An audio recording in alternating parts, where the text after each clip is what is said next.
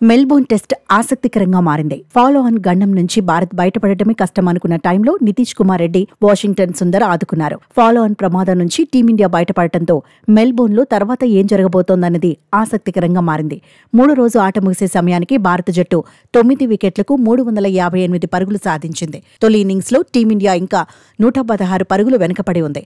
క్రీజులో నితీష్ కుమార్ రెడ్డి, సిరాజ్ ఉన్నారు. చివరి వికెట్కు ఇద్దరు ఎన్ని పరుగులు జోడిస్తారనేది ఆసక్తికరంగా మారింది. సిరాజ్ సపోర్ట్తో నితీష్ వీలైనన్ని ఎక్కువ పరుగులు సాధిస్తే టీమిండియాకు అడ్వాంటేజ్ అవుతుందని ఎక్స్పర్ట్స్ చెబుతున్నారు. తొలి ఇన్నింగ్స్ లోటును తగ్గించటమే టార్గెట్గా నితీష్, సిరాజ్ ఆడాలంటున్నారు.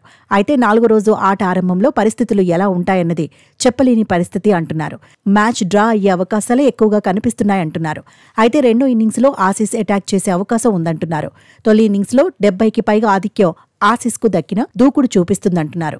భారత బౌలర్లు మాత్రం మెరుగైన ప్రదర్శన చేయాలంటున్నారు. సమిష్టిగా రాణించాల్సిందే అంటున్నారు. బూమ్రా ఒక్కడిపైనే భారం వేస్తే కష్టమంటున్నారు. తొలి ఇన్నింగ్స్లో విఫలమైన సిరాజ్ రెండో ఇన్నింగ్స్లో తన ప్రత్యేకతను చాటుకోవాలంటున్నారు. లేదంటే యంగ్ ఎక్స్ప్రెస్ పై విమర్శలు పెరిగే ప్రమాదం ఉందంటున్నారు. ఆకాశ్దీప్, జడేజా, వాషింగ్టన్ సుందర్ కూడా బౌలింగ్ భారాన్ని పంచుకోవాలంటున్నారు. వికెట్ల వేటలో దూసుకుపోతేనే అద్భుతాలు జరుగుతాయంటున్నారు. లేదంటే టీమిండియా ముందు ఆస్ట్రేలియా భారీ టార్గెట్ను పెట్టే అవకాశం ఉంటుందంటున్నారు. టీమిండియాకు ఊరించే టార్గెట్ను సెట్ చేసినా ఆశ్చర్యపోనక్కర్లేదంటున్నారు. అయితే బ్యాటింగ్లో భారత జట్టు ఇప్పటి వరకు సమిష్టిగా రాణించలేకపోయింది.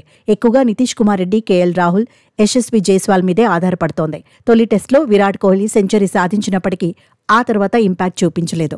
ఇప్పుడు రెండో ఇన్నింగ్స్లో విరాట్ తన అనుభవాన్నంతా ఉపయోగించాల్సిందే. లేదంటే కుర్రాళ్లకు దారి చేయాలనే డిమాండ్స్ పెరిగే అవకాశం ఉంటుంది. రోహిత్ కూడా బ్యాడ్ టైంను ఫేస్ చేస్తున్నాడు. ఇప్పటి వరకు ఆడిన ఇన్నింగ్స్ల్లో ఒక్కటంటే ఒక్క దాంట్లో కూడా పెద్ద స్కోర్ లేదు.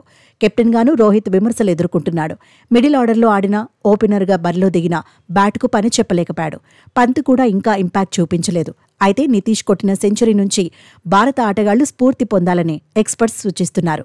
అద్భుత ఫలితాన్ని అందుకోవడానికి మెరుగైన ప్రదర్శన చేయాల్సిందేనంటున్నారు.